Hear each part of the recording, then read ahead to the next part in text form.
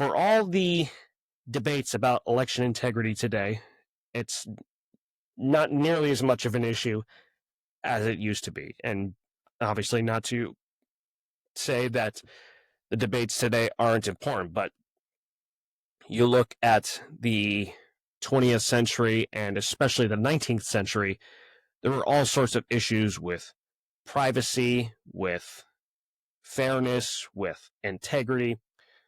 Party and government officials had plenty of opportunity to rig votes, especially with these party machines and these party bosses, in particular with handing out non-standardized ballots.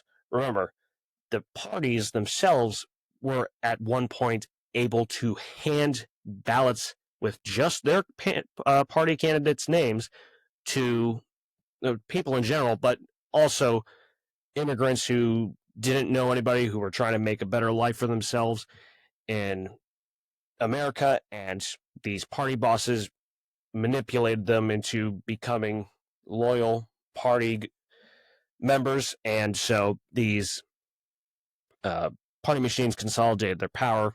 Obviously, that causes a lot of issues for integrity and fairness in elections.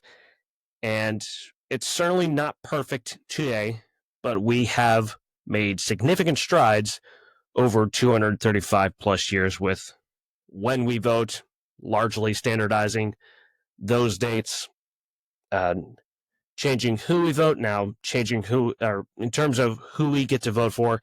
That's something I'm actually going to cover in a later episode here. Basically, general debates about which elected or which officials that represent us, which of them should be elected versus which ones should be appointed.